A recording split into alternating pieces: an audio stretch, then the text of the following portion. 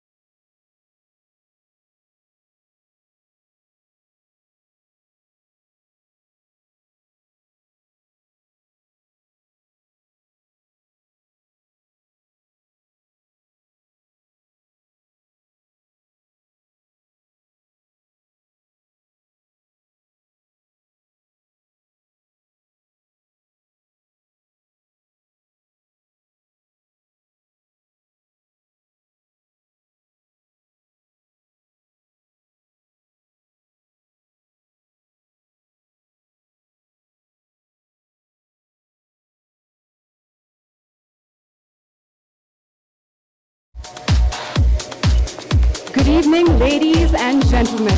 A very warm welcome to one and all. I'm Shahad Dalal, and I shall be your host for today evening. And I would like to welcome you all to Just Urbane's second book launch in association with Lokmanya Multipurpose Cooperative Society. And in today's book launch, we'll be unveiling Mr. Rajnish Kumar's The Custodian of Trust, a banker's memoir. And I'm pretty sure we're all very intrigued by the insights that we would be getting today, that also firsthand. I would like to thank you all for taking out time and coming and celebrating this evening with us on a Sunday evening. I'm so excited to see everybody over here. So could we have a big round of applause for everybody who's made it? Thank you. So without further ado, let me tell you a little something about Just Urbane. Just Urbane is India's premium men's luxury lifestyle magazine with over 68,000 subscribers pan-India and over 2.18 million monthly readers across their digital and print platforms. They are India's youngest and fastest growing lifestyle magazine with high quality content that is visually appealing, featuring spectacular photography and inimitable writing. The team at Just Urbane has consistently upped the game with its cover stories featuring Indian and international celebrities from different walks of life, like Gianluca Vacchi, David Michigan, Dan Bilzerian, Veer Das, Ravindra Jadeja, Suresh Raina, Ajinkya Rane, Gautam Singhania, and many more. Their readers also enjoy the rich content in the magazine contributed by celebrated authors like Sachi Tharoor, Mr. Suhel Seth, Luke Catino, Vicky Ratnani, Jamie Walker, to name a few. Just Urbane magazine can also be subscribed by visiting www.justurbane.com. And I would like for you to put your eyes to the screen as we watch a little AV about Just Urbane.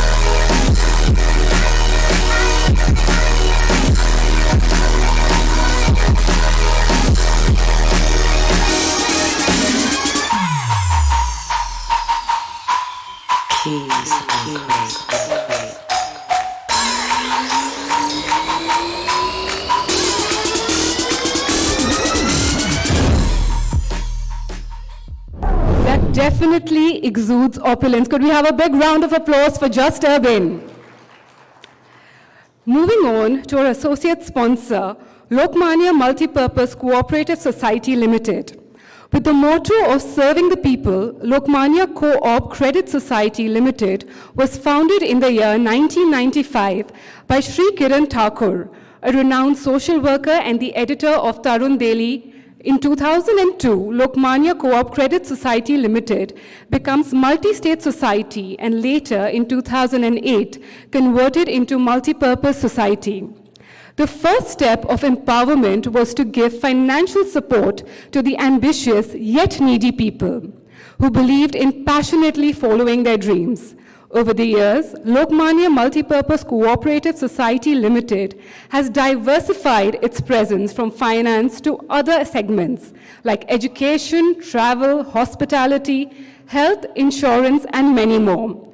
With 213 branches across 4 states of Maharashtra, Karnataka, Goa, Delhi, and deposits of more than 5,900 crores, Lokmanya continues to support more and more dreams across the rural and urban divide of India. Could we have an EVA, please?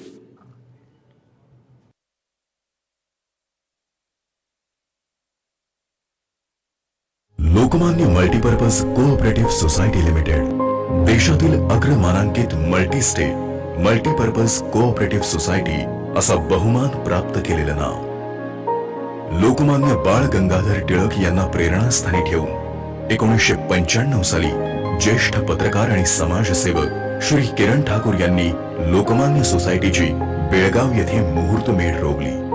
समाजाला बळ देताना लोकांचे जीवनमान उंचावण्यासाठी त्यांना समृद्ध, सशक्त आणि सक्षम बनवत व्यावसायिक विविधतेद्वारे आर्थिक उपक्रमांच्या माध्यमातून लोककल्याणासाठी काम करणे या स्थापनेमागच्या उद्देशाप्रमाणेच लोकमान्य सोसायटीने पारदर्शक व्यवहार आणि ग्राहक केंद्रित सेवेच्या जोरावर देशभरात 200हून अधिक शाखांसह कार्यविस्तार केलाय.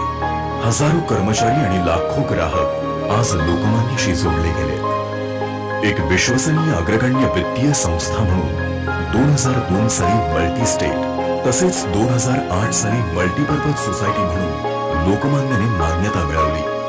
वित्तीय क्षेत्राबरोबरच शिक्षण, आरोग्य सेवा, विमा, पर्यटन, आदरातिथ्य, रिअल इस्टेट इत्यादी क्षेत्रातील सक्रिय सहभागाद्वारे लोकमान्य सोसायटीने आजवर हजारो कुटुंबांना आर्थिकदृष्ट्या सक्षम करण्याचं आणि विविध व्यवसाय उद्योग उभारणीत आर्थिक बळ पुरवण्याचं मोलाचं कार्य केलंय. इतकंच नव्हे तर सामाजिक बांधिलकीची जाणीव जपत विविध लोकोपयोगी सामाजिक उपक्रम राबवण्याचे कामही लोकमान्य सोसायटी अखंडपणे करतेय. जिथे प्रत्येक विचार, निर्णय आणि कृतीचा पाया लोक आहेत अशी लोकांसाठी लोकांद्वारे सुरू असलेली चळवळ म्हणजेच लोकमान्य मल्टीपर्पज कोऑपरेटिव्ह सोसायटी. सहकारातून समृद्धीकडे. Could we have a round of applause for Lokmanya Multipurpose Cooperative Society, please? It truly seems like it is a bank of the people, by the people, and for the people. Now, moving on to the main event of the evening, the two most important introductions that I'm very privileged to deliver. The first being a very, very special guest, Mr. Suhel Seth. Mr. Suhel Seth is one of India's most admired marketing and management gurus and a highly regarded columnist. He is the managing partner of Consulage India and founder of Airways. He is known for his forthright views, and the Urban Group is privileged to have him on their advisory board.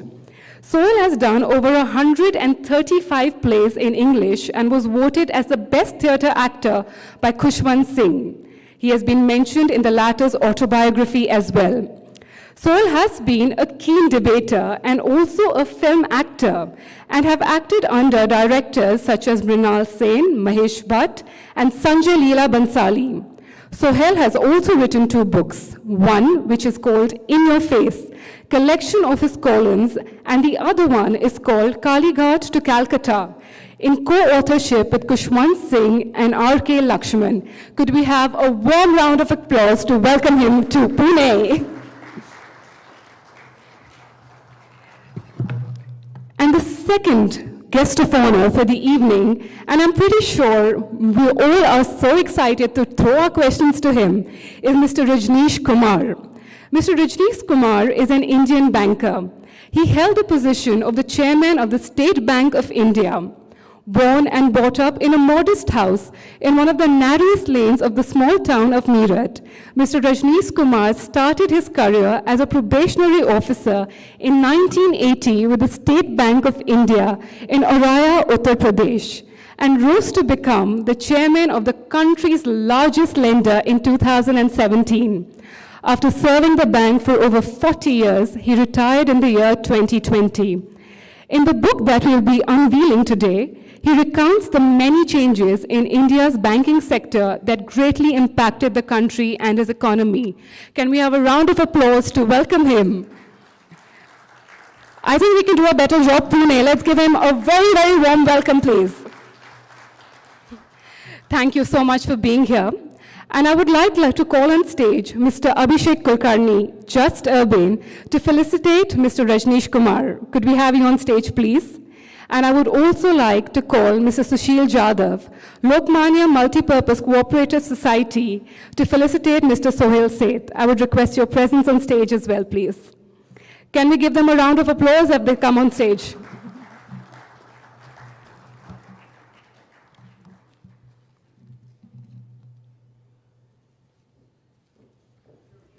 Welcome to Pune.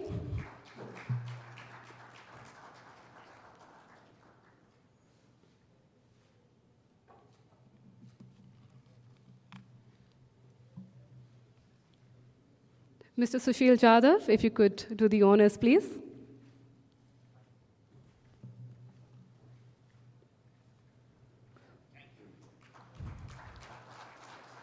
We are absolutely delighted to have you here. Gentlemen, I'll request you all to please stay on stage. And I would also like to invite upon stage Mr. Johan Poonawala and Mr. George Cruella to come up on stage and unveil the book, The Custodian of Trust, a Banker's Memoir. Could we have a round of applause to welcome them on stage, please?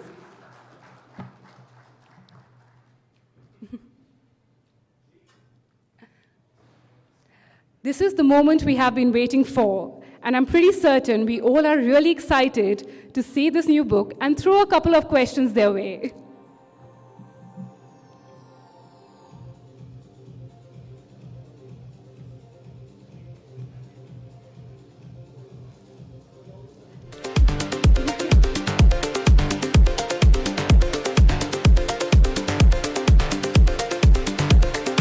All feeling like children on a Christmas morning. Could we give them a round of applause?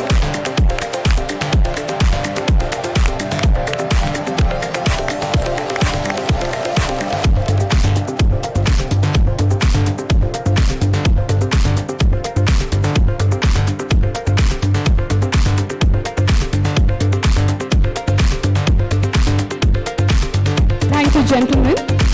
I would request Mr. Abhishek Kulkarni, Mr. Rajnish Kumar, and Mr. Suhel Seth to take their seats.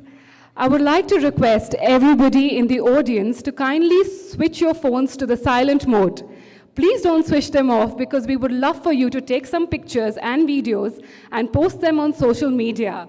And do not forget to tag Just Urbane and hashtag Just Urbane. I would like to hand over the stage and the floor to Mr. Abhishek Kulkarni. Brace yourselves and let's enjoy this journey ahead. Thank you. Thank you, Chahat. Good evening, everyone. Thank you very much for being a part of this evening. First things first, can I have a round of applause? I'll tell you why.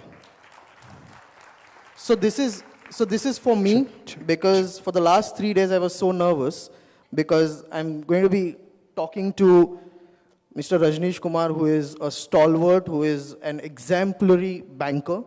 And then there is the Suhel Seth. So this round of applause makes me feel a little better. And I would straight move on to the main part. I would like to ask Mr. Kumar, I've read this book for the last 7-8 days I was doing this, and I have taken exactly half the time that I would take to read normally a book of this size because this was so intriguing and I just didn't want to stop reading it. What made you decide to write a book like this? What was the thought process? So your mic. The thought process started when Suhel met me at one of the functions, and the function was Rohan Jetli. There was a reception, and we were having a conversation. And Suhel planted this idea that so much has happened in the banking sector and as well as in State Bank of India, and it needs to be documented, and you should write a book. And he, in fact, put me in touch with a publisher. But at that time, the idea could not proceed much because of my preoccupations, and Chairman SBI is a very busy task, so it got dropped. And then On 6th October, my term ended as chairman, and next day I realized there's nothing to do. And then there was COVID. So it was an ideal time that I picked up that thread and said, now this is the time that I should do that job, which could never be started. And then Penguin somehow, I don't know how do they came to know that I am planning this. They reached out to me, and then I started writing. So I started in December, and in July 21, the book went for the print. So it was in a very pretty short period of time that I could put this together. Excellent. Penguin surely did not want to miss that opportunity. Suhail, you suggested this book, and you've always known to uplift people or suggest fantastic ideas to people in terms of doing something like this which one would not think of. What do you think, or how much of importance do you think these kind of books are for people, because this book is to do with banking and what happened with the Indian Ink. So how much do you think is this kind of a book of great importance in terms of for the industrialist in India, and secondly, for the youth who are upcoming entrepreneurs? By and large, Indian CEOs have been very shy or have committed so many crimes while they've been doing their jobs that if they were honest, they would again go to jail. But here was a man who's deeply honest, who ran a great bank, began life literally from rags to riches, based on merit. These are stories that need to be told. In India, for far too long, there's been nepotism, there's been hereditary stuff. A lot of the CEOs don't want to talk about what they've done or how they've done it because they don't want to upset politicians. Politicians are not thick-skinned in our country, they're extremely thin-skinned. So I think Mr. Kumar was one person who could write this book with honesty, integrity, and purpose. And these are important things. Now you talk about the youth and all, I don't know, I don't believe that everything in the world must be done with a Mother Teresa-like zeal. His purpose of writing the book was to document the life he led. 40 years of that life was a life in a bank. 3 years of that 40 years was a life leading the bank. Those are important milestones. When you read the book, you took 8 days, I took about 3 hours. It just shows you how busy Pune people are. The point is that when you read the book, you will understand the nuances of India. Because when Chad said India's largest lender, you've also got to understand, and he will tell you, when demonetization happened, if the state bank hadn't stepped up, we'd have been in a mess. The government had no clue. I mean, they still don't. And, you would have had demonetization, you'd had currency notes, no one would have known what the hell to do. Second, which is a very important point, is that the youth in India, tragically, because of Google and all these other search engines, think they know everything about everything. To my mind, if you don't read, you're dead. So for reasons other than just banking and finance, scholarship is important for people to form opinions. Half the people have an opinion without scholarship. That's a dangerous opinion to have, because they don't have context, they don't have knowledge, but they have an opinion. Third, I believe that a book like this chronicles India's economic history, which is also important. How is India's economic history otherwise chronicled? From budget to budget. Each budget is as boring and as dull as dishwater. I don't think even Nirmala Sitharaman would want to read her own budgets. So why the hell would I remember her budget and then through her budget think that, oh my God, India has made economic progress? If I ask you what is India's economic progress marker, you wouldn't have a clue. What Mr. Kumar did was, and has done through this book, he has told you of India's economic journey, of India's challenges, without the jumlas. He's told you about how he had to arrest crises before they became, monumental disasters. So he talks about Jet, he talks about Yes Bank.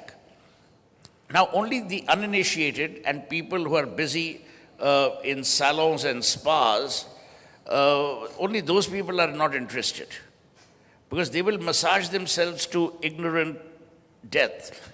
But for the rest of the people, there should be some level of interest. Now, if we had the same function in Delhi, half the guys would have been at the bar, and the other half would have been rushing in an ambulance because they'd be so drunk. So it's good at least we have it in Pune. You spoke about, Suhel, you spoke about Jet Airways and Yes Bank, so I would straight go to that. Those are the first two chapters in your books, Mr. Kumar. And first is the Yes Bank saga, and the second one is the Jet Airways conundrum. If you look at both, the most common thing in both these chapters is lack of corporate governance. And in Jet, I would see another reason, that's an emotional attachment to your brand or a company, or if I may say so, a little bit of an ego, if I don't know. So that is there. But let me come to both of those issues one by one. First things first, why do you think such large organizations have a lack of corporate governance, and how have they grown as such large organizations without it? So corporate governance, I have a very clear view about this, that there are reams of papers on which the law has been written. And everything fails when the intent of the people who are in the saddle or who are running the company, if their intentions are not good, then you will write whatever law you want to write, but you can't do nothing about it. And it brings out very clearly, not only Yes Bank, Jet Airways, but all cases where there has been insolvency or corporates have gone bankrupt. It is all about the intent of the people who were taking decisions. I would not take away the credit from these people what they created. Even Rana Kapoor or Naresh Goyal or Ruyas, they created some wonderful enterprise.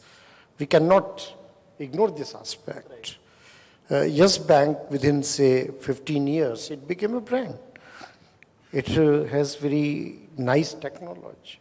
It has created a good franchise. And it started as a bank which was active in food processing, agri-industry. That was the niche they created when they partnered with Rabo Bank, and bank was doing nicely. Same you can say with Jet Airways, that within a period of 20 years, this was an airline which people love to fly. Why did I make so much effort?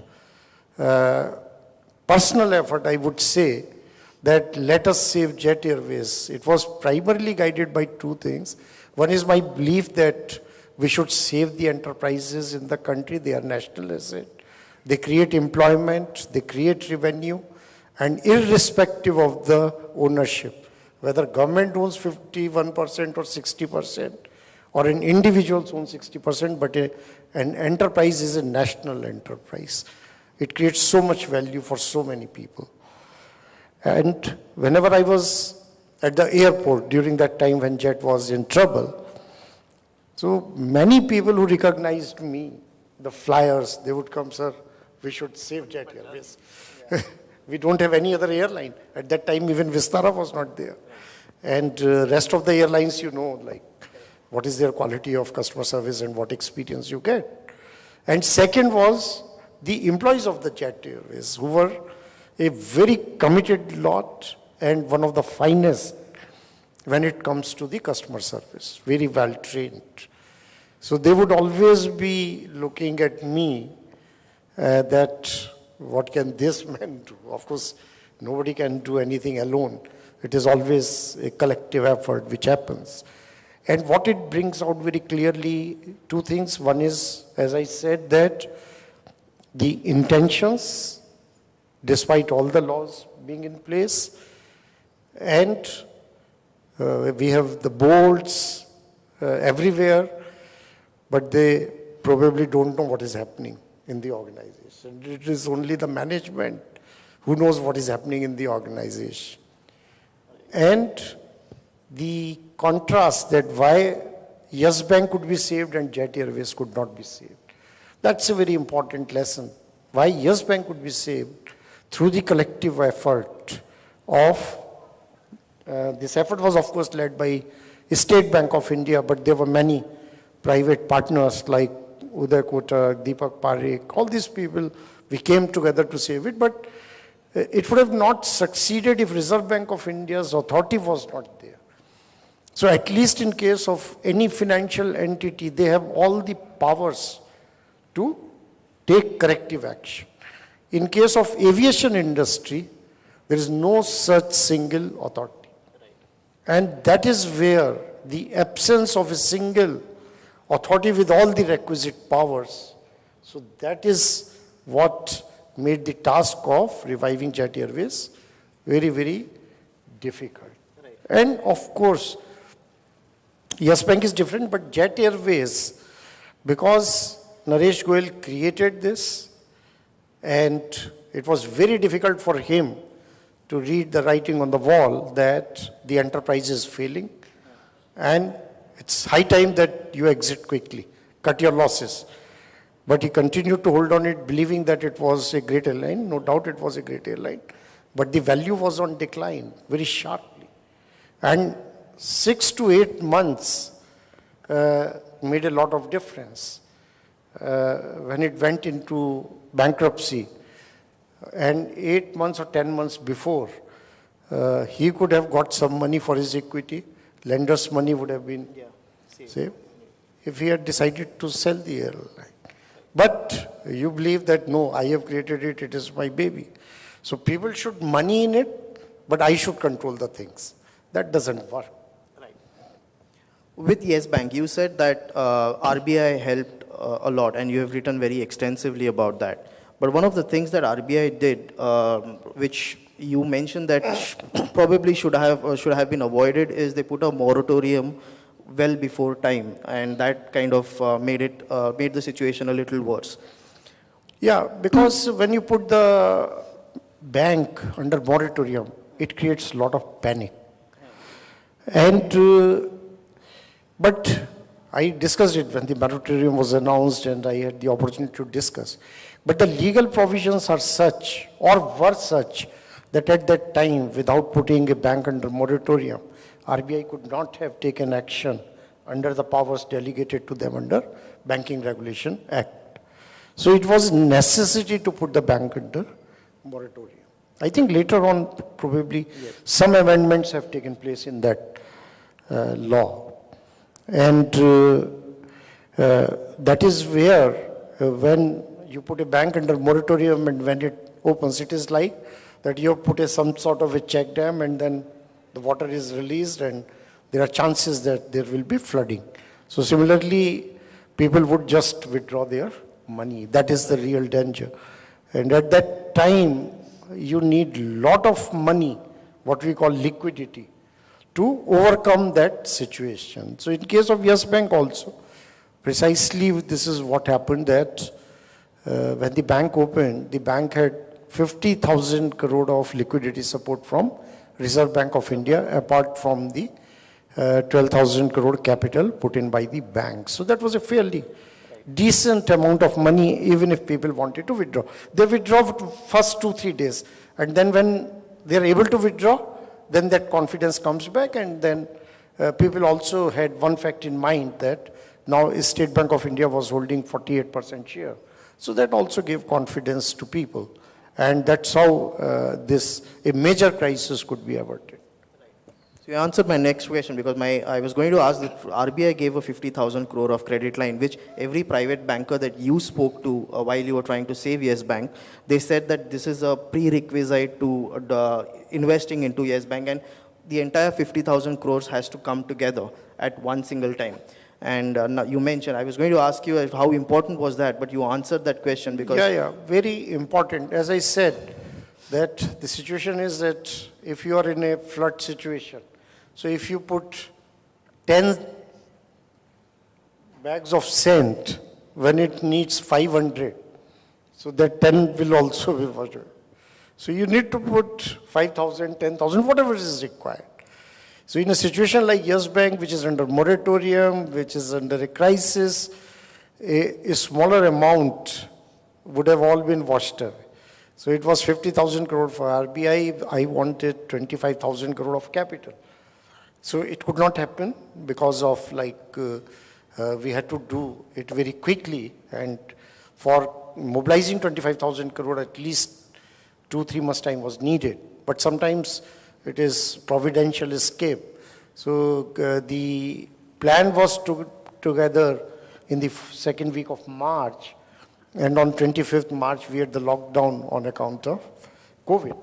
So it was just like if those 12 days became so crucial that if RBI had waited, or we had waited for another 12 days, then it would have become impossible to put through this plan. So sometimes things happen because they are ordained to happen a particular way. Right. I'm going to ask you a question on Jet Airways, and then I'm going to come to Suhail.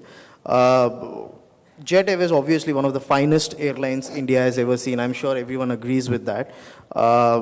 But again, the issues, during the early days of the issue that had come, you mentioned that Naresh Goyal had come to you requesting for a credit line, and you could not do that because SBI has no experience into aviation as such. He did not, one of the reasons, one is corporate governance, like I said, and second is he did not want to relinquish his powers in spite of the investors coming in, and which rightly so the investors had put in that condition to him. Do you think it would have been saved if he would have relinquished powers earlier? Like later he accepted that he would be a chairman emeritus, but he did not initially.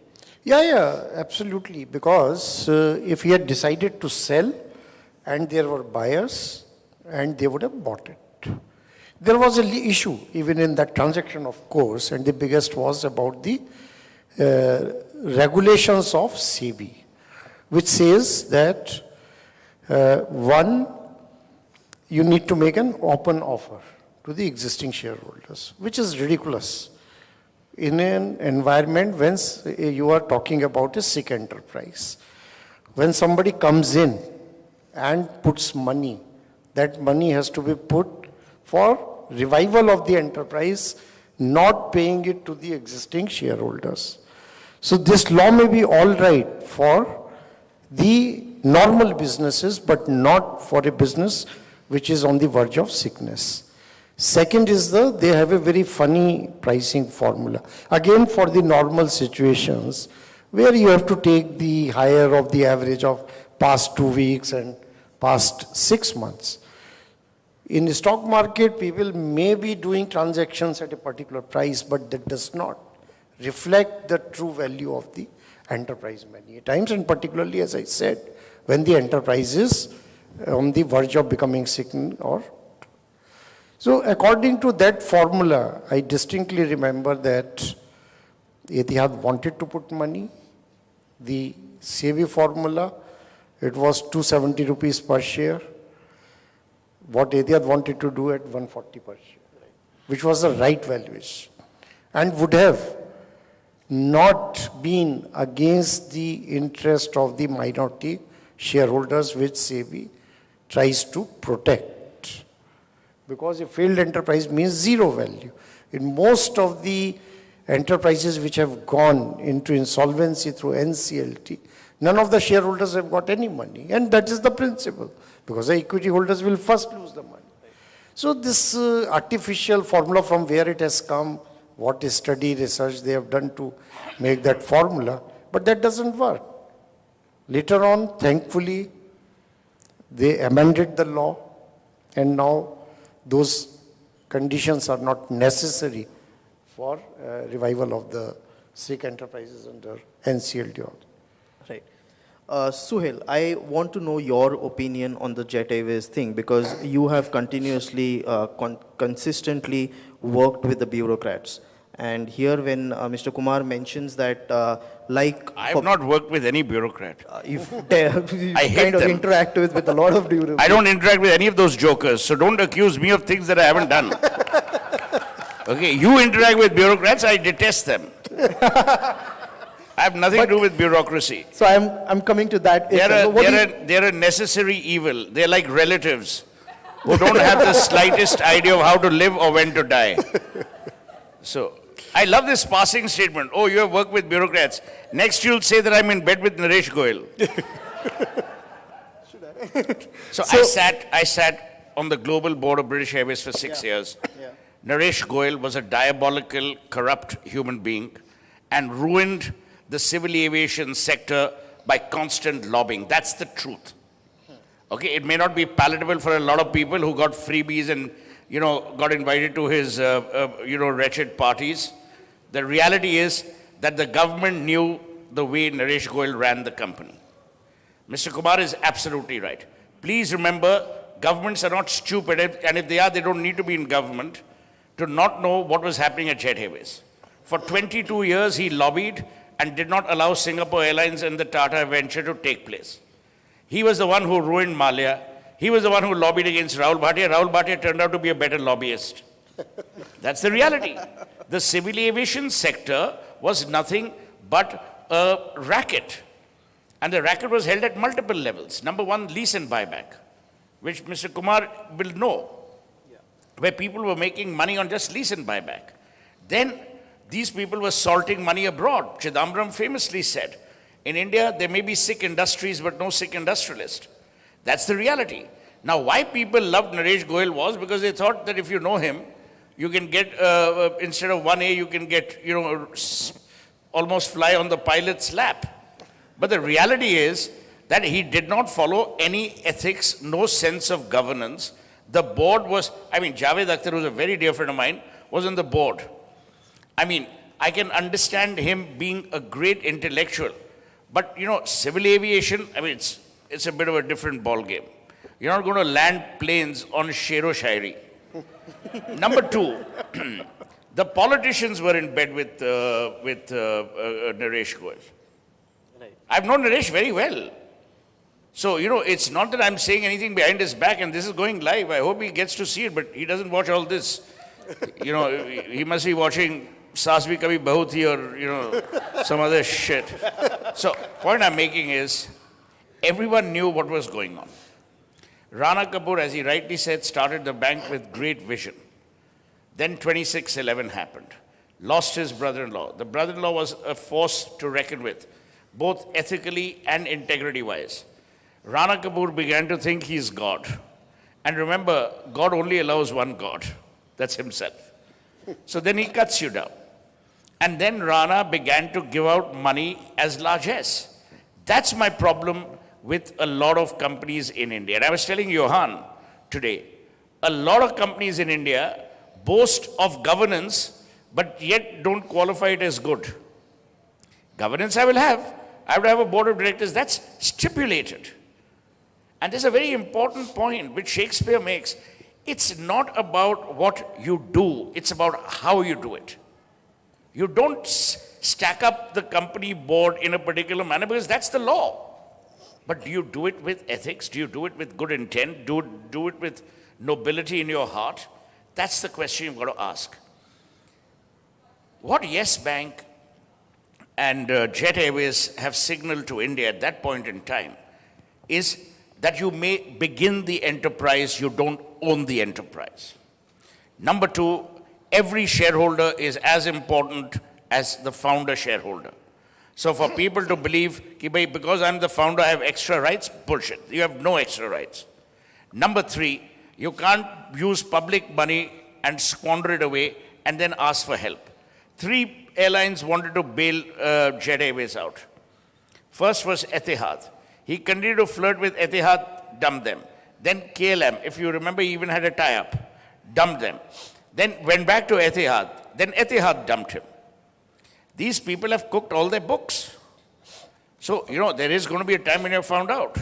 And the tragedy is, half the jokers in the media have also taken favors from these chaps. They can't write, until the bubble really bursts. So it's a you pat my back and I pat your back syndrome. Who gets screwed? All of us. I mean, all of you who invest in shares. So Bernard Shaw famously said, when whales fight, shrimps are eaten. The tragedy in India is these guys are fighting owing to ego, God status, all of that. And the person who gets really mauled is the shareholder. Or the banks. And the banks are public sector banks, so it's my money in that bank as well, as a taxpayer. Mr. Kumar, he spoke about shareholders losing that. And on that note, I'll ask you, IPO in these times, in today's time, there's Zomato, there's Paytm, and there are many more who are booking consistent losses. And to my mind, correct me if I'm wrong, the eligibility to have an IPO, to open an IPO, you need to have 3 years of consistent gross profits before tax. These people are booking losses. At the end of the day, it's the retail investors who lose because the share prices keep dropping. Why do you think SEBI allows this kind of a IPO? Yeah, no, it's a very good question, and it always happens that retail investors in the stock market, they always enter late, and by the time they enter, and that's the time when the losses start happening. So this story gets repeated every time, but there has been some change in the behavior of the retail investors of late. They have become much more intelligent, there's no doubt about it. About the startups valuation, that is a very valid question, and honestly, I have struggled to find an answer to these valuations. Because my first earnings call, when I became chairman and all the analysts were sitting there, I asked them, how do you give valuation of 1 lakh crore to Diwan Housing Finance and India Bulls Fund? So their valuation methodology is that because they have 1 lakh crore of housing loan portfolio. But I said, State Bank of India, I have a portfolio of 3 lakh crore. But my valuation is 1.5 lakh crore. So how do you value an organization which has 250,000 employees, 30 trillion at that time, the size of the balance sheet, present everywhere, 400 million accounts. So on every parameter, if you want to give valuation to Paytm, you say that they have 500 million account holders, but State Bank, I have 450 million account holders. So you don't give valuation. Similarly, State Bank of India today has the largest neo bank, which is YONO, and Paytm they valued at 17 billion dollars.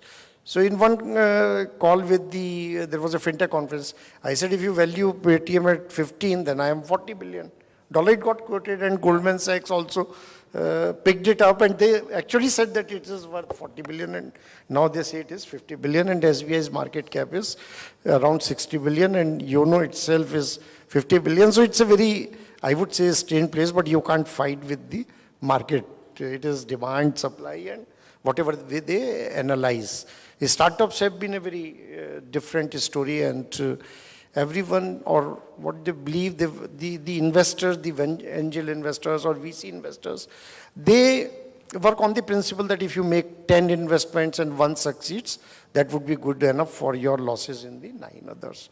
Unfortunately for retail investors, they may not be doing the similar thing that you invest in 10 startups, one will succeed and cover your losses. And sometimes it is just a herd mentality, and then the reality dawns, and then the valuation ultimately they are valued at what their real value is ultimately. But we have great examples of somebody who would have put money in Facebook or Amazon or Tesla. So even Amazon, I don't know whether they make profits now, or they make profits from their core activity or from the cloud, selling the space on the cloud. But these are the stories which have created wealth beyond imagination in last 20-25 years. So when you put money on an enterprise like Paytm, probably you are looking at that time horizon, that 15 years, it will probably create wealth. And the trend currently, and I believe rightfully, some of them would fail, some of them would succeed.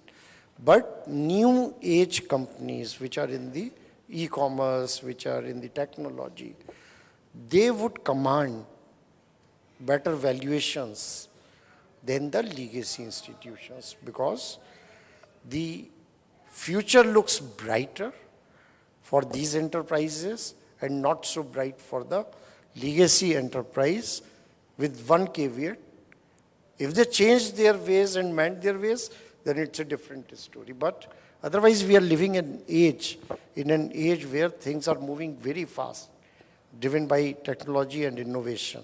And the legacy enterprises, if they are not nimble-footed and don't adopt technology, don't innovate, then the new age enterprises, they have a better chance of creating value over a period of time. And with that hope, probably, that is getting reflected in their current valuation and not on the basis of what they are earning today in terms of profit. Right. New banking financial institutions, that's NBFCs, and these new age banks, small finance banks, take for example Jupiter or Neo or all of these things. There have been many these days, and these banks or financial institutions offer you credit or loans, and that will be approved within 3 minutes, 1 minute. One is, how accurate will they be, do you think, in terms of checking doing the background checks with the help of digital technology, and how would these financial institutions help of the future of India? No, I don't have much doubt about their underlying models, because today there's a huge data available, and based on the data analytics, we can do the risk modeling, credit risk modeling, and that is what is happening. Once Sanjeev Bajaj, he mentioned that they take 3,000 data points in extending a loan. Because you have huge computing power, so you are able to analyze that data. So traditional model, which were parameter based, and the models which are machine learning based, using the underlying data. So their ability to predict default is better, and that is what is happening. Even I mentioned YONO, is State Bank of India. So every day, I think SBI is now currently disbursing 100 crore rupees worth of loans on this platform. These are unsecured personal loans, and these are pre-approved. And these are to those people who are existing to bank, what you call ETB. But there are risk models which have been built even for NTB, new to bank customers, and they take structured data which is available, unstructured data. So that capability which has been created because of the machine learning models using a large variety of data, the ability to predict default, what you call PD, probability of default, that has improved considerably. So I don't have a doubt about what they are doing. So there are two things about when you give such type of loans. One is your ability to predict default. Then if default happens, there is a term called LGD, loss given default. Once you have determined that, then the pricing, how do you price your risk? If PD, probability of default, and LGD, loss given default, is higher, then you have to have higher margin. So you can't give a loan where your cost of capital or funding is 8% and you give loan at 10%. It can't be done. These loans would typically come at 20%. So there is a margin of 8%, 10%. So that covers higher PD and L. So it's like I don't find anything wrong with the model. But the problem can arise if they don't price the risk adequately in their willingness to, grow the loan book. Right. Now, there's one topic which I obviously I didn't know because it is an ongoing issue. I asked you in the evening whether I can take up this topic, and with your permission, I asked, and it's about Bharat Pay. You're now the chairman of Bharat Pay, chairman on the board of Bharat Pay. it's been a controversial topic, it's been a controversial organization right now, if we say so. There has been a little bit of a blame game where Ashnir Grover blamed the board for a few things, and then there were financial irregularities, etc.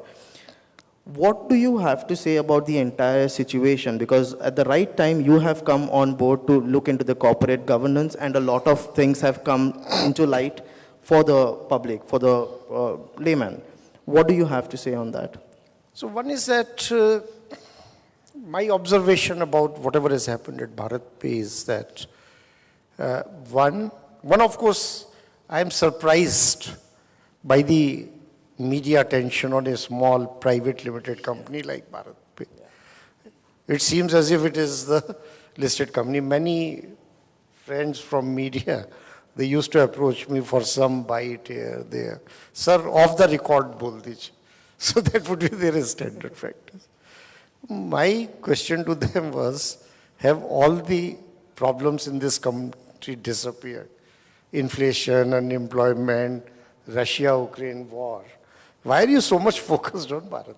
But that is besides the point. But when the company is small, so one is that in the beginning when it is a closed enterprise, being run by friends, being run by family members, then putting in the corporate governance standards which are expected from a large enterprise or a listed enterprise, that becomes very difficult. But at the same time, if a company has clearly stated and made the ambitions clear that eventually they are going to be listed, then all the expected standards of corporate governance and process, they need to be put in place. So typically, because these are small enterprises and all this requires a very elaborate, I would say, a policy framework and a process framework, clear policies around conflict of interest, related party transactions. So I think that clarity is lacking. And as I said in the beginning itself, it's not about what is written on the paper or the law. It is ultimately the intent of the people who runs the business or take decision. And Bharat Pay, of course, there's nothing wrong with the business model. That I can say with confidence. It's a good company. And whatever has happened should have not happened. Let me put it this way. But you have to put the past behind and continue to move forward. Right. Suhel, you have spoken about Bharat Pay recently in one of your live sessions. And you had some wonderful views about what has happened, and not just that, but about corporate governance in general in India. You've worked with stalwarts and you continue to work with people like Mr. Ratan Tata and many others. And there's a huge difference between the way Tatas run their business, like you always say, and maybe many other people who run their businesses. What is that, and what is the Tata's ways of working, and what has helped them? I'm sure a lot of people would like to know about how they do it. 1 minute. Are you talking to me? Because again you said I've said something about Bharat Pay. I haven't said a thing. Who has done this research? When you spoke to Iyer on your live chat, on the YouTube live chat. That was in the context of corporate governance in India and startups. I have 3 or 4 views on this. I'll come to the Tata thing. I've said a lot about the Tata culture. And I would only ask people who want to read A History of the Tatas by Francis Harris. Don't read R.M. Lala's books, those are boring, but read Francis Harris. It's a good book. I don't want to bore you with the details about the Tatas because I think everyone knows what's happening. You know, the startup thing that you touched upon is important. California money is cheap. Indian money is not. Also, I have zero concern, empathy for any of these retail shareholders who lose money because they're all punters. These are people who get elevator tips Or, they follow Rakesh Jhunjhunwala, and in between him gobbling pan parag, if he says, oh, Bharat Pe Lo, boom, everyone goes for it. So these are absolute idiots who don't do any research. They're always asking. People every time will ask me, because I advise Ratan or Mukesh, do you have any tips? I said, yeah, go buy a brain if you can. But what tips shall I give you here? I don't even have a demat account, so you're asking the wrong guy for tips on share markets. Actually, now I've started giving them tips of companies that I know that will go down so that they actually burn themselves and never ask me for a tip again. The other thing is that the startup culture in India has created wealth.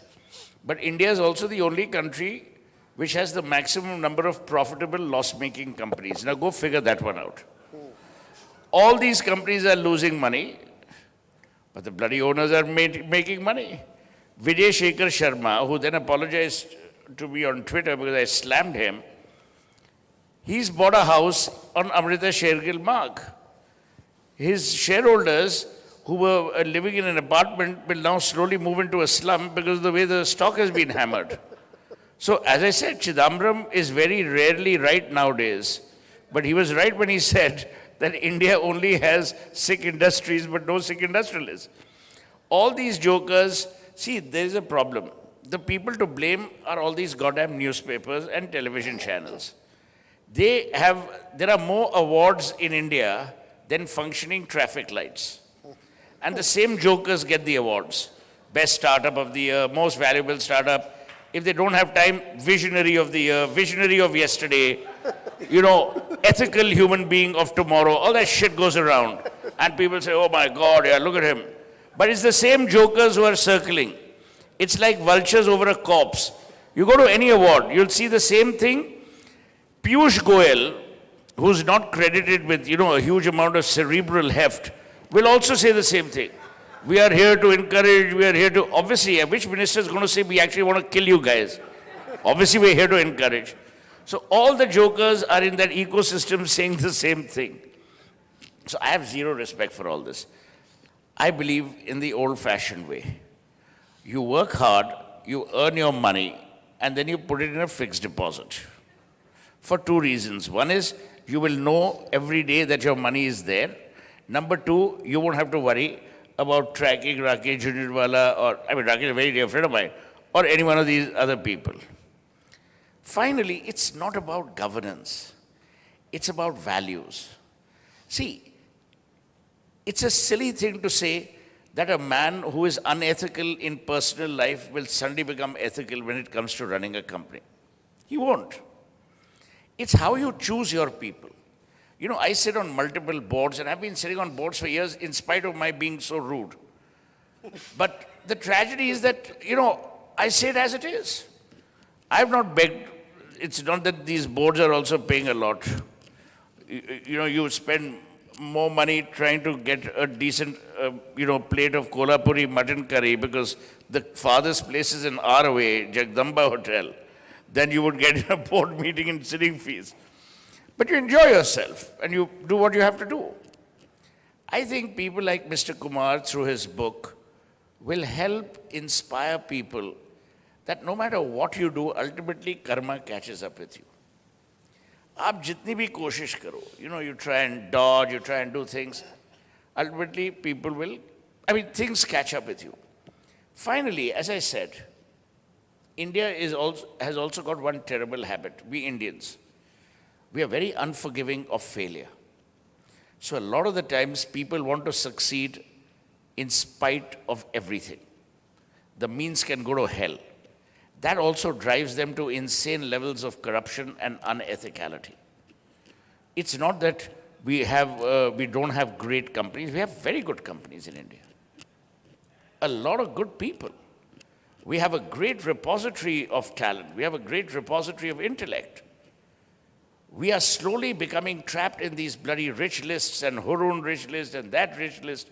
I've always said, if you really want to be counted as a human being, be on a give list to tell the world that this is how much you give back, either in terms of money or in terms of time or in terms of knowledge. And aap jo bhi kaho, no matter how much you earn, Remember, you're never too rich or you're never too thin. That's a bloody debate, that's a challenge which will continue. There'll always be someone richer, someone thinner. So you've got to decide, what kind of race do you want to be in? Tragedy is, we are so under peer pressure to do the right thing, to say the right thing, that the hypocrisy within then begins to eat you from inside. That's not needed. But again, that would be prevented if you do three things. Number one, read. Number two, drink. Number three, smoke. Because the first will keep you alive, the other two will give you swift death at appropriate time. Thank you, that was... On that note, can someone refill my vodka with water and ice, please? That gentleman who's busy on the mobile. Yeah, vodka, water, ice, please. Thank you. No, don't worry, just tell someone. One last question for Mr. Kumar, and then I would open the floor for some audience questions. I'm sure everyone has questions for both of them. How does Rajnish Kumar unwind after a busy day of work? No, a lot of things to do. So I am fond of movies. I am fond of sports. I am fond of playing indoor games. So that way, unwinding is not a problem. Traveling and reading books. So it's I think after SBI, which was a very, very active life, so I'm enjoying it. So some work, some fun, and that's all. Very nice. I would like Meg to arrange a mic for the audience to ask questions to both Mr. Kumar and Suhel. Who has the first question? Anyone? Yeah, Mr. Chetan Vakalkar there.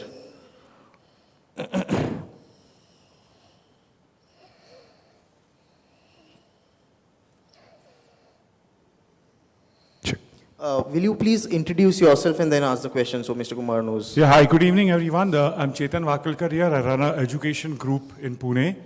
My question is to Mr. Kumar. You are very much been part of the traditional, conventional currency system, which is the rupee. But we know that there is a digital currency which is coming and growing exponentially across the world, and India made a decision to tax cryptos by 30% on any gains which you may make out of trading on crypto. What are your thoughts on digital currency, especially decentralized currency like the crypto, and where do you think the Indian government is heading with this decision to tax gains by 30% on that? Of course, before you answer the question, I would like to congratulate you on your book and thank you for coming to Pune to make one of the launches of your books in Pune. We are truly blessed to have you here today. Thank you. So I think this is a very timely and contemporary question about crypto. So one is we are using the word currency, which is, in my view, is not right. It's not a currency at all. Currency has to have a sovereign banking, a sovereign backing, and there are certain characteristics of a currency. And even the proposals to tax it, it says virtual digital assets. So that is the word which has been used for and crypto, I think it comes from encryption. So it's a right move in my view, because there are two provisions. One is taxing it at 30%. We can always debate whether it is high or too high or should be 20%, 10%, no tax. But the other thing is TDS, tax deduction at source, because the very major concern around the crypto is about its traceability and it being misused for unauthorized illegal activities. So at least by putting a tax deduction at source, the authorities will be able to establish a trail. So that's very important. At least I think government earns its revenue. Is still, whether it will be legal or will not be legal, there are conflicting views, not only in India, across the world. The courts, the governments, they have all struggled, whether it is USA, Singapore, Japan, you name any country. Some countries have taken the step of outright banning it, like China, but at the same time they are encouraging their what is called CBDC. That is Central Bank of China issued cryptocurrency. So we have to distinguish between a currency, commodity, and an asset. Like gold is the best example, which almost can be put under any of the categories. It can be used as a currency. We don't use it now, but we had and used to have Swarn Mudras.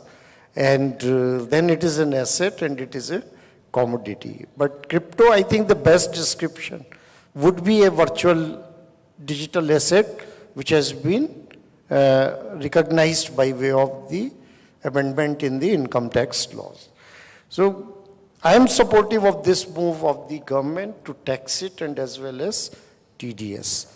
And I am also a votary of not making it illegal, because I believe that you can't make it illegal or legal unless all the countries across the globe, they cooperate with each other and have a common law. We are talking about something where millions and millions of computers are talking to each other.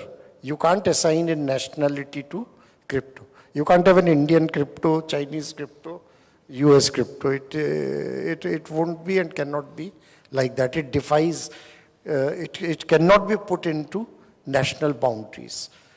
And as I said, that Reserve Bank of India, we know that they are in favor of banning it, but there is a genuine concern that if we ban it, will we again miss the bus of innovation? Because the other day I was reading that the metaverse, which is coming in big way, and you can do transactions on metaverse only through digital. Okay, see, there will be no fiat currency acceptable. So we are living in a different world. But let the government, that's why they have not rushed up the bill. And a lot of feedback they are collecting. And I am very sure that whatever decision is taken, that will be taken after considering all points of view. Thank you, thank you. Next question.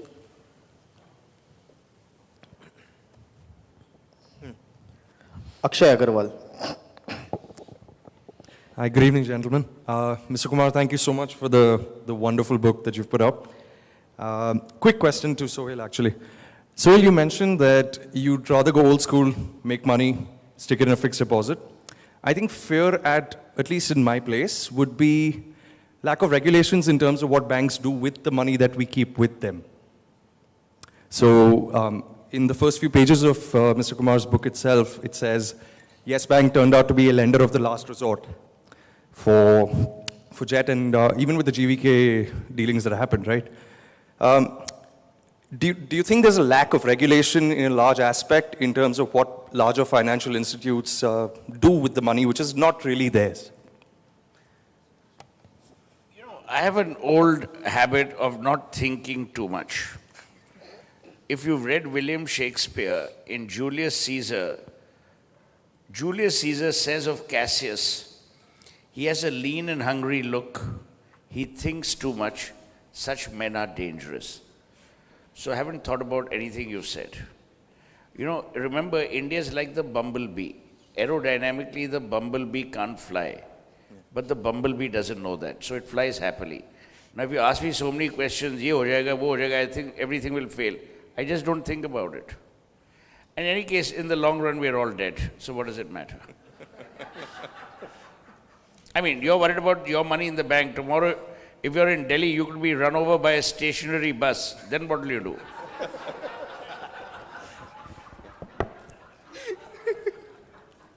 Thank you. Any more questions? Yes, we have Pankaj Sarin and also Harshvardhan, yeah. Hi, good evening. This is Harshvardhan Apte. Thank you, Mr. Kumar, for coming to Pune and looking forward to read your book, which I will start tonight itself. Thank you, Sohail, for keeping us in splits and your fantastic insights into everything that's wrong with our country and everything that's good as well. I run an infrastructure company. So my question to Mr. Kumar is a bit of twofold, actually. One is, especially with private banks and the difference between private banks and government banks or nationalized banks.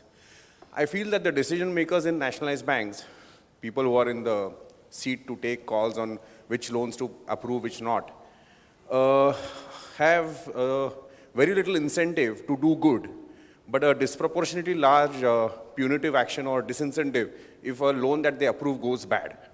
So how do we correct that? Is that assessment correct? And secondly, for entrepreneurs who start without any business background, providing collateral becomes very, very challenging. So the system and the game is rigged for the big to become bigger and the small to stay smaller. So yeah, those are my two questions. I was not very clear about, the question is about the decision making in public sector banks? No, so the question is, suppose there is a manager who has the powers to approve a particular loan to a particular limit. If the loan goes bad in a nationalized bank, then I believe there are punitive actions or there could be audit queries and so on and so forth. But if the loan does really well, I don't think there is much of performance-linked initiatives or incentives for the managers. Is what I've been given to understand. I'm not sure if it's accurate and want to know that from you. And if that's the case, then most managers who are in a position to approve a loan would never take a call which is anyway slightly beyond the boundaries or push the envelope. No, one is that the loan sanction process or the approval process, it's a very well laid out process. And in State Bank of India, at least, it's not a decision by any individual. We have a collective responsibility committee system, and it's a very complex process how loans get sanctioned. In retail loans, there is no problem now. Most of the things happen automatically, computerized. It's all about the corporate credit. And where we have seen in the past that the agencies have stepped in and there has been an, I would say, overreach. So internal action in any case, or any loan which goes bad, there's a process to look what is called staff accountability, and that process has to be there. It's not that you just simply don't look at that if a loan has gone bad, you have to look at the reasons. Reasons could be many, but that examination has to be done, and when it comes to the people or the decision makers, there could be errors of judgment which are bound to happen when you are in lending business. Second part is whether there is a consideration or a malafide. And that is where it's a very sort of a gray area. And the agencies step in when it is suspected that there have been personal gratification or malafide. So that is I would say, law of the land. But what happens that most of the time, and I'm telling it from my experience, most of the time, the agencies don't or are able to get any evidence. So they go by what are the deficiencies in what has been put on paper, and the person who is at the receiving end, they get harassed over a period of time. So that's why, particularly in public sector banks, the tendency now would be that if you can avoid decision, avoid decision. I think Suhel wants to comment. No, I just want to say, he will never say it and he shouldn't. Pranab Mukherjee was the biggest disaster as finance minister in this country.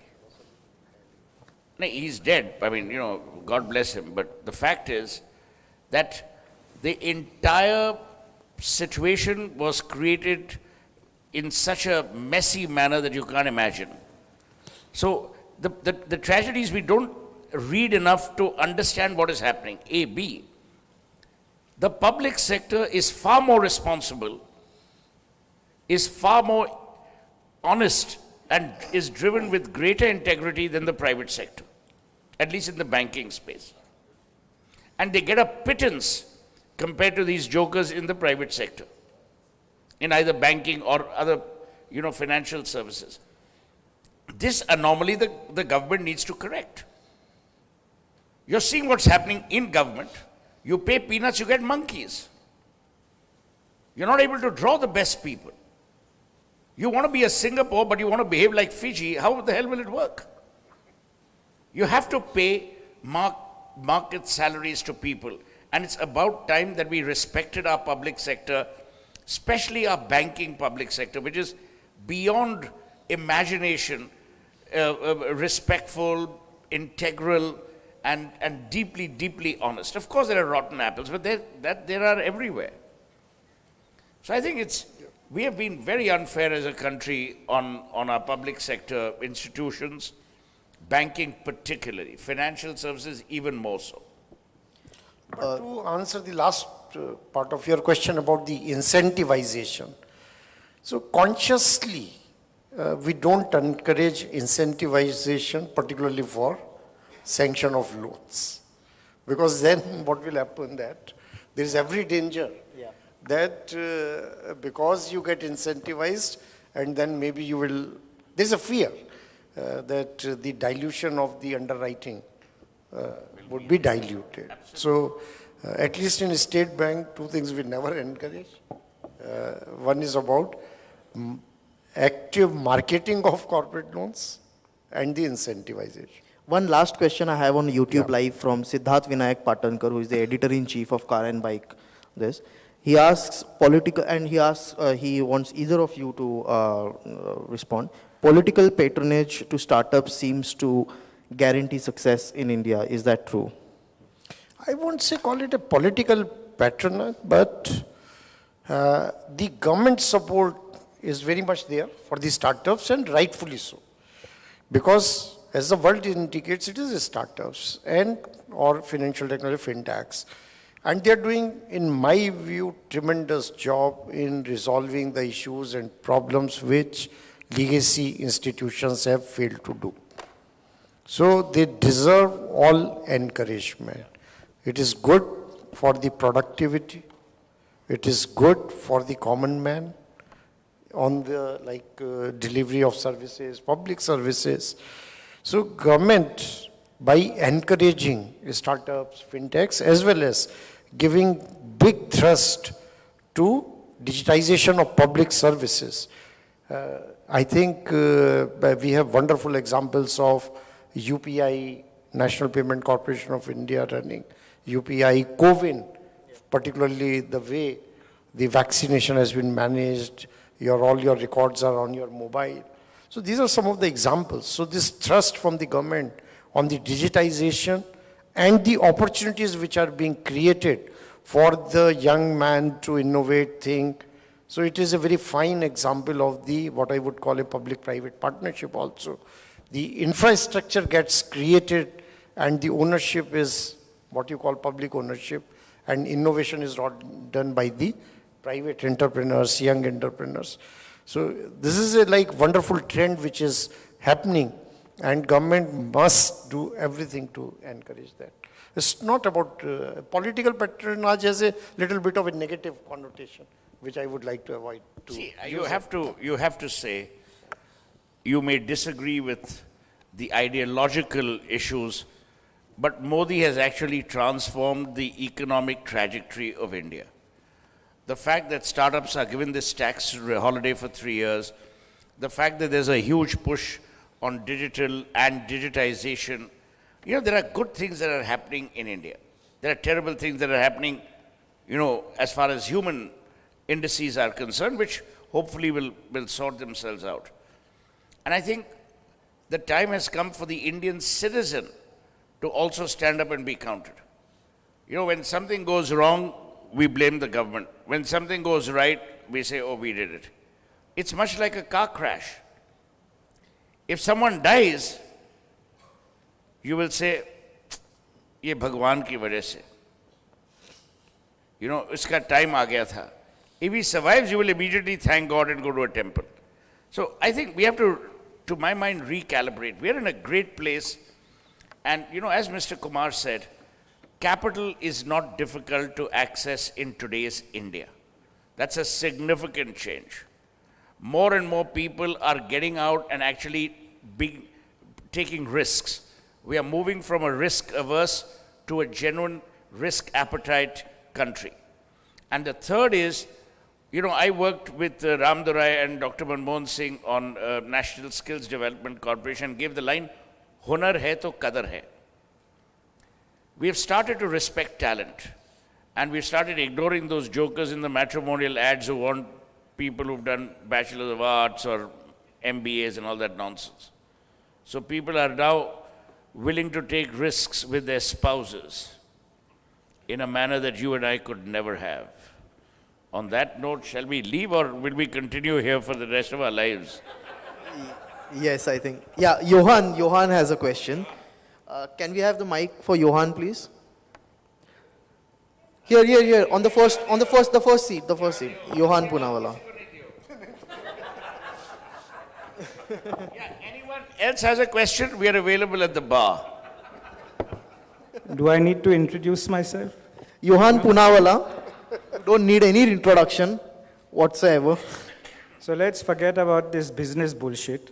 I don't think anyone has asked. You partly asked that question a little earlier, but tell us something about your life before SBI and then something about your life after SBI. And then you, Sohail, have to finish with anything you like.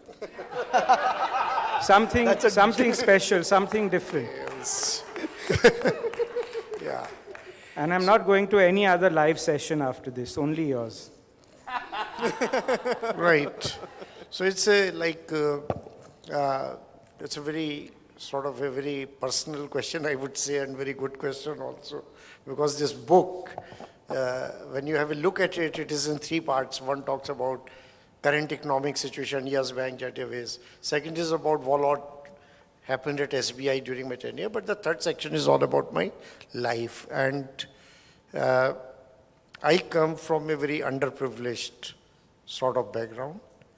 And the situation before the economic reforms were initiated in 91, it was really bad.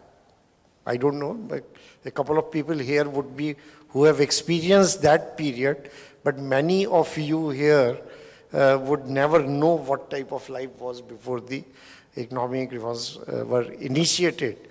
And just to give you an example, because you are from Pune and everybody knows Bajaj.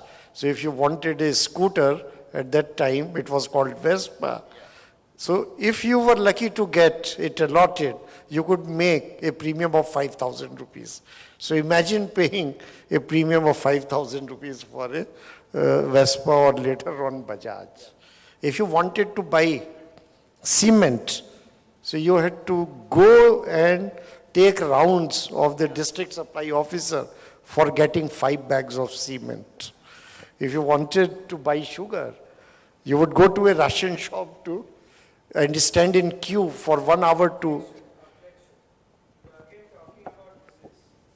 want to know about yourself, your hobbies, your passions. Right. So no cement bags, no Bajaj scooters.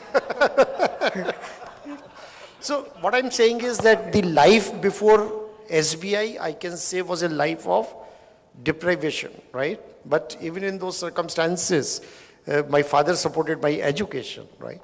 And from the beginning, as I said, that my interest in movies, my interest in sports, I was a captain of my mohalla team of the cricket. So, so these are the leadership lessons you learn when you are captain of a cricket team at mohalla level. So that also teaches you leadership skills. And but quite good in his studies. And SBI, of course, it changed the life. Early days were very difficult, different places, mafia invested, dacoits invested, all that I have written in the book. Then a wonderful 40 years journey in SBI. It's a large family and very happy to be there. And post-retirement, of course, it's a very fine balance that at least I am making good money after after retirement from SBI. But that is also thanks to SBI and able to pursue all my hobbies whether it is watching movies, whether it is spending time with my wife, playing chess or table tennis, or even started now, because now I'm earning more, so I've started playing golf also, that is. Superb. Suhel, Johan wants you to end with something that you like. You know, all my life I've done things other than work. I've always worked to live, not lived to work. I've never worked hard. I think hard work is for mules and for donkeys. You don't need to work hard. People tell me I work 18 hours a day. I'm not impressed. There's a person in Delhi who's working 18 hours a day and see where we are. So I'm not bothered about 18 hours a day. I'm a great believer that you must have the capacity to read. If you're blessed, you have the capacity to remember. You can only have 5 friends in life. The rest are all acquaintances. So if you think you've got 3,000 friends, then you're either in the Yellow Pages business or some other business which I can't mention. But that's it, yeah. And, you know, you say it as it is. Sleep well. The important thing is you sleep well, whether you're sleeping alone or with whoever you're sleeping with. And you have no regrets. A lot of the times you're worried about, oh my God, what will this person say? That person will say it regardless. You turn your back, they will abuse you. But you should respect that. People get upset, oh, they're abusing you.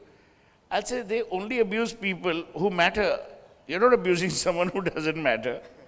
Let them abuse you. You must be steadfast in the fact that you have lived on your own terms. The day you start living on someone else's terms, you're dead.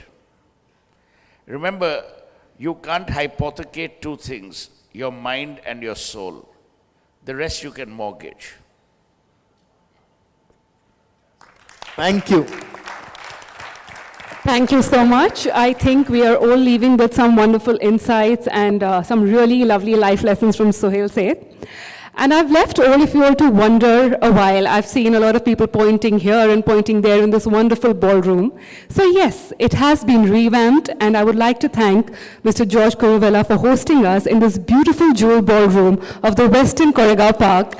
I think you all are brilliant, your hospitality is spectacular, and we're all going back very, very happy. And to end this spectacular evening, I would like Mr. Abhishek Kulkarni to give a vote of thanks. Oh, thank you very much. Suhel and Mr. Kumar, you have come here, you've agreed to come here on just one single phone call, and that really, really means a lot to me, and taking out time. Thank you to each and every one of you for taking out time and coming here. It really means a lot. George, you and your team are incredible, and you have done a fantastic job here. Thank you very much. And last but not the least, Mr. Sushil Jadhav from Lokmanya Multipurpose Cooperative Society, who actually put in this trust in us, and we were able to pull this off really well. Thank you, everyone. I just want to thank George and his team. They've been outstanding. And I know that all of you here are here because of your love for intellectual stuff. You certainly haven't come here for the free booze and the free food. And I'm so glad that it's worked out this way. And Abhishek, we will continue to thank for as long as we live. Thank you. Thank you. He's Thank the you so redeemer. much. Well, in the words of a very, very wise man, Mr. Suhel Seth, let's drink. Thank you. Cheers. Hey, I'm not an alcoholic. I'm just saying that's... Many years ago, I was in a live conversation with Jaggi Vasudev, who people call Sadhguru. And this conversation kept going. So at 8 o'clock, I looked at my watch and I said, you know, here's the thing. My spirituality begins now, yours ends herewith. Thank you very much for coming, giving us your wonderful time. And we're very delighted to have you here. Thank you very much.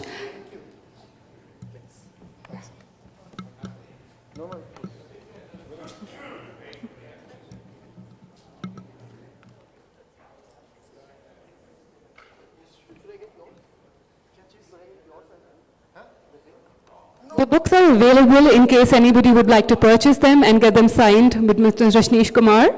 And all the following questions can be asked at the bar. Thank you very much.